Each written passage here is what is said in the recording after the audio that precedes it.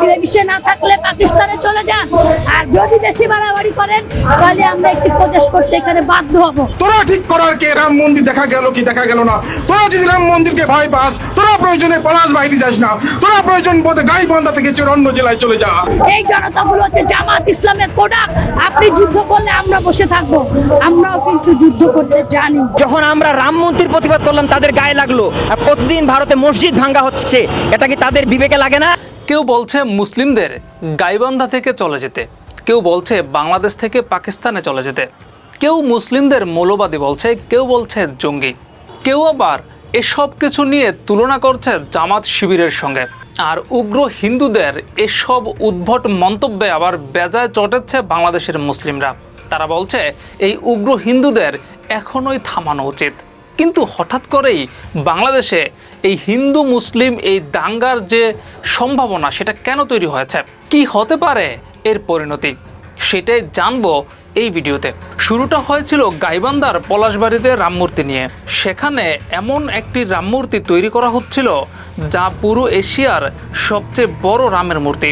বাংলাদেশের মতো মুসলিম প্রধান দেশে এত বড় মূর্তি, সেটাও আবার এমন এক দেবতার যা কিনা ভারতে মুসলিম নির্যাতনের রাজনৈতিক হাতিয়ার হিসেবে ব্যবহার করা হচ্ছে। সেই রামের এত বড় মূর্তি বাংলাদেশে কেন? আবার সেই মূর্তি উদ্বোধন করতে যখন ভারতীয় হাইকমিশনার এসেছেন তখন সেটা আর বাংলাদেশের অভ্যন্তরীণ বিষয় থাকে না, বরং সেটা হয়ে যায় সার্বভৌমত্বের জন্য হুমকি। এমনটাই মনে করছে বাংলাদেশের সাধারণ মানুষ। তাছাড়া যিনি এই মূর্তি নির্মাণ করেছেন সেই হরিদাস চন্দ্রকে নিয়েও শুরু হয় বিতর্ক। এই মূর্তি তৈরির জন্য বিপুল পরিমাণ অর্থের উৎস এবং তার সঙ্গে ভারতীয়দের যোগসাজশের অভিযোগও উঠেছে। ফলে বাংলাদেশে ব্যাপক প্রতিক্রিয়া সৃষ্টি হয় এবং মূর্তি তৈরির কাজ স্থগিত করা হয়।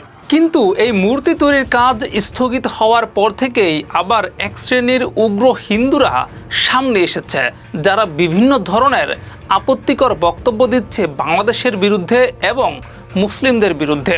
কেউ বলছে বাংলাদেশের মুসলিমদের পাকিস্তানে চলে যেতে হবে, কেউ বলছে গাইবান্ধা থেকে মুসলিমদের চলে যাওয়ার জন্য, কেউ আবার বলছে বাংলাদেশের ভেতরে আরেকটি হিন্দু অঙ্গরাজ্য তৈরি করার জন্য, আবার কেউ রংপুরকে ভারতের সঙ্গে জুড়ে দিতে যাচ্ছেন।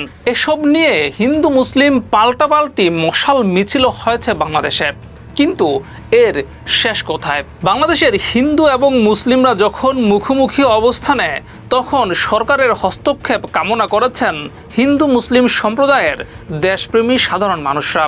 অনেকে হিন্দুরাই মনে করছেন যেসব হিন্দু নেতারা উস্কানিমূলক বক্তব্য দিচ্ছে তারা মূলত ভারতের এজেন্ডা বাস্তবায়নের চেষ্টা করছে। যখন দাঙ্গা লাগবে তখন তারা ভারতে পালিয়ে যাবে, বিপদে পড়বে এই দেশে থাকা সাধারণ হিন্দুরা। এমন অবস্থায় যারা দেশদ্রোহী বক্তব্য দিচ্ছেন বা উস্কানি দিচ্ছেন তাদের গ্রেফতারের দাবি করেছে সাধারণ মানুষ। একদিকে কলকাতার নির্বাচনে বিজেপির জয়ের পর পশ্চিমবঙ্গে মুসলমানদের উপর ব্যাপক পরিমাণে নির্যাতন শুরু হয়েছে। সেই সঙ্গে বাংলাদেশ সীমান্তে পুশিনের মতো অবৈধ কার্যক্রমে লিপ্ত রয়েছে বিএসএফ। তার সঙ্গে সঙ্গে এখন বাংলাদেশের ভেতরে হিন্দু মুসলিম দাঙ্গা লাগানোর চেষ্টা। এই সব কিছু কি একসুতোয় গাঁথা? এই সব কিছুর পেছনে কি কোনো মাস্টার মাইন্ড রয়েছে? প্রশ্ন উঠেছে সেটাই।